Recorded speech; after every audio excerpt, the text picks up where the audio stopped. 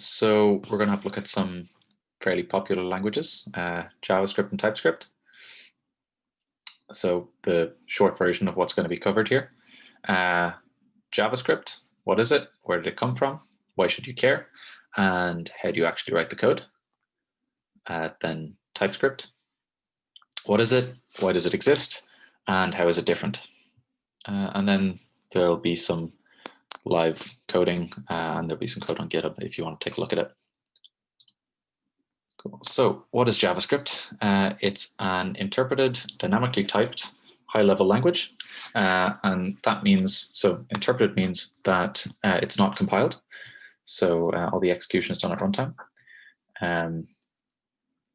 There is some just-in-time compiling that's done sometimes, but yeah. It's high-level, so you don't have to deal with any sort of memory allocation or anything like that. Dynamically typed means you don't have to tell the computer what type something is. It'll figure it out. And you can change types on the fly, and it probably won't break. It's not related to Java, or well, it's related to Java in the way car and carpet bombing are related. Not really. They're not great substitutes for each other. And most of the time, JavaScript lives in the browser. Cool. So where does it come from? Well, JavaScript is an implementation of the ECMAScript standard. This was developed to make sure websites work across multiple browsers, because otherwise you'd end up with different browsers supporting different standards. And that's not optimal, because you don't want your web page to only work in one browser, which is what happens when you have Internet Explorer as the only browser for years. Yeah.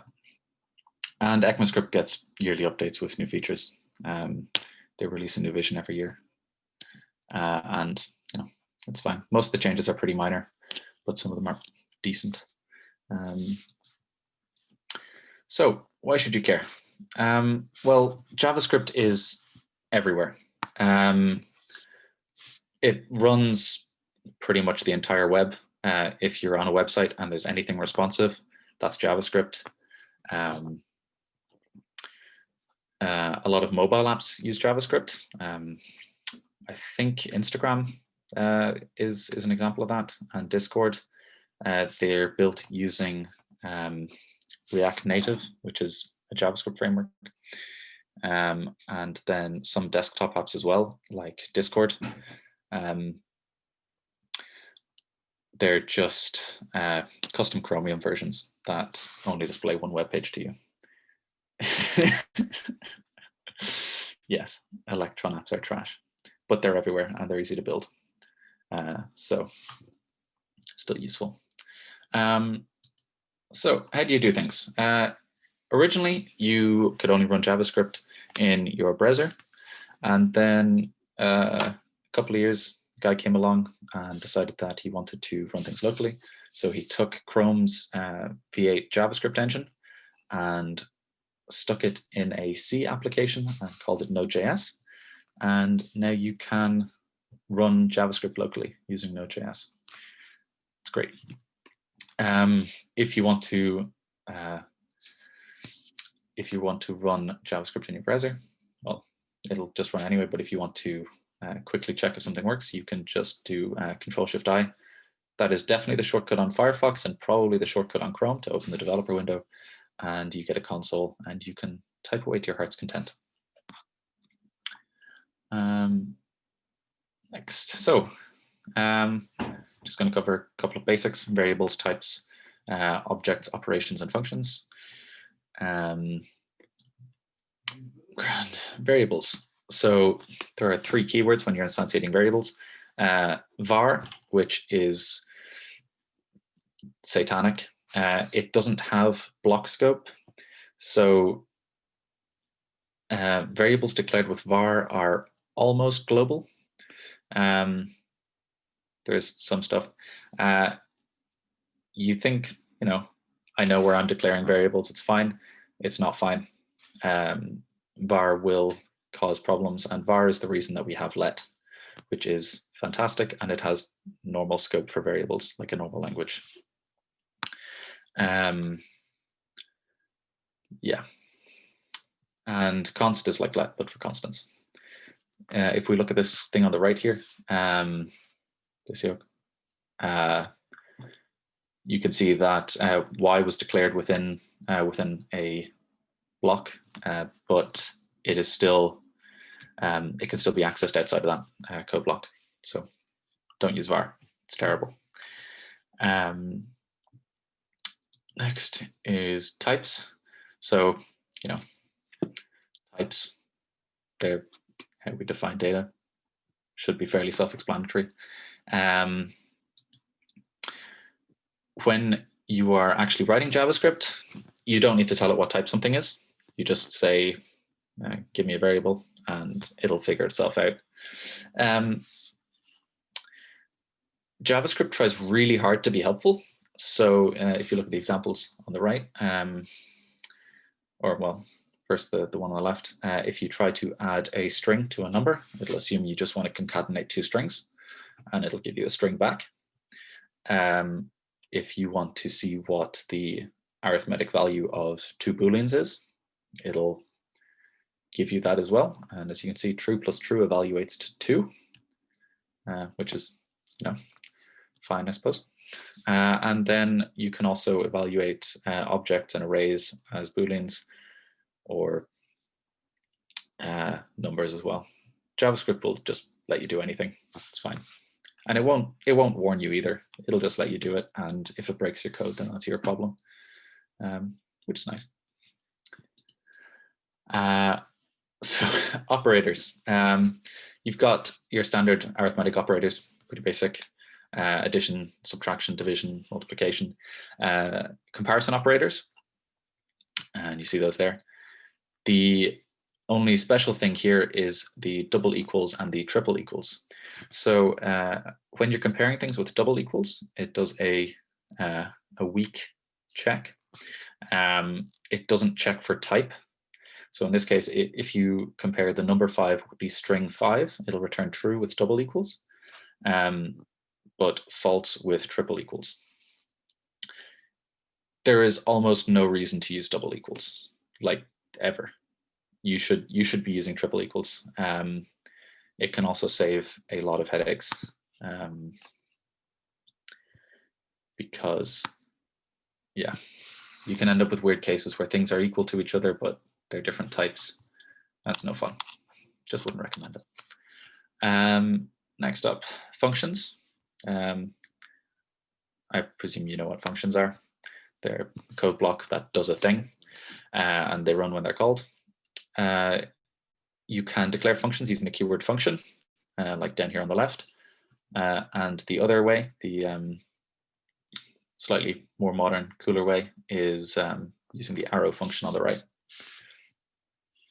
And by default, arrow functions will return whatever is being evaluated in there. So you don't need a return statement if you're just doing a single line arrow function.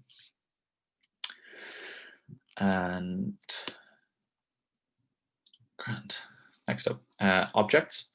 Objects in JavaScript are, they're pretty neat. They're basically hash maps, or well, Java hash maps would be the equivalent. They map properties to values. So here you can see this person object has a name, an age, and some other attributes. The value that something maps to can be anything. So in this case, first name is as a string, their age is a number, and they have this walk function, which is nice. It's nice to know that John can walk. Cool. Classes, pretty standard to use the keyword class, and they're just collections of properties and methods. Yeah, classes.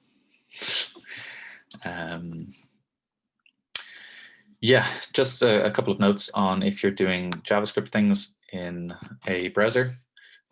Don't use JavaScript code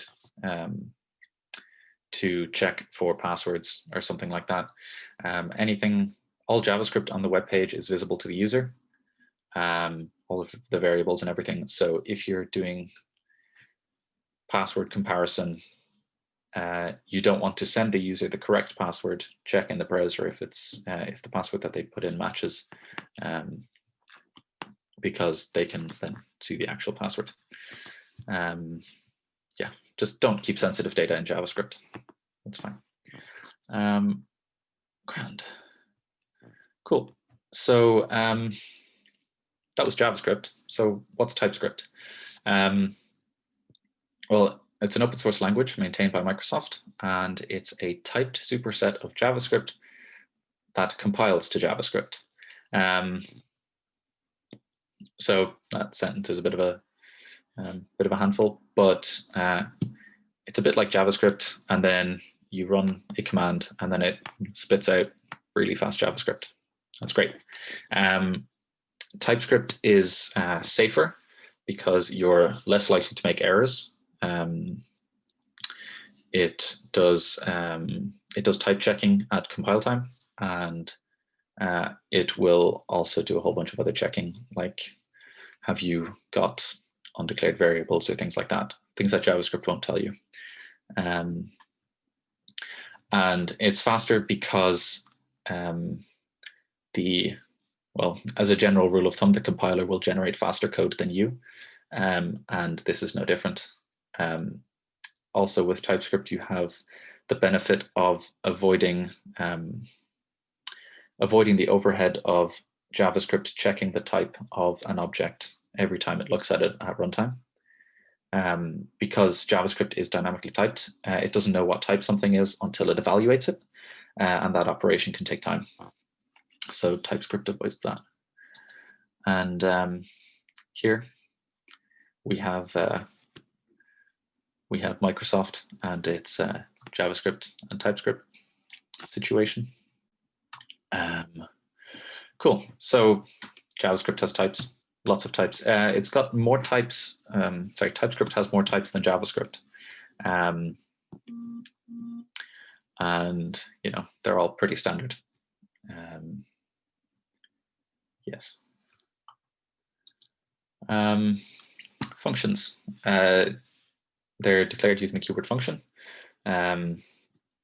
You can specify the return type, and you can specify the function parameters.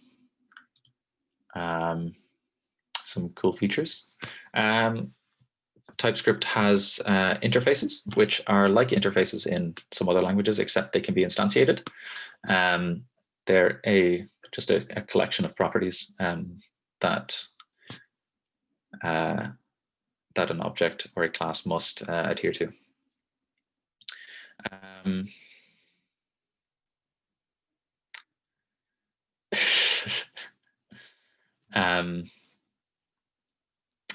There's no need to dox people, Neil. Right, so that was that. Then there's some demo code here. You can go to that link, and there are examples of JavaScript and TypeScript projects if you want to take a look at them, or if anyone has any questions. What are the downsides of using TypeScript? There aren't really many. It's a little bit more effort than JavaScript. So if you're just if you want to get something done quickly, it's a little bit slower to use TypeScript. Yes, it does play nice with JS libraries, and it's got some other benefits in that it will, when you're in your editor, your IDE, a lot of packages and libraries will have TypeScript typings attached, which makes the prediction and stuff a lot better in your IDE. So if you're writing TypeScript code, it will tell you exactly what the input types are for, let's say, some random function in a library, and it'll also tell you what it'll give you back. So it's much easier, but it'll also play nice with stuff that doesn't have that, because it just compiles into JavaScript. So it's basically just slightly fancier JavaScript.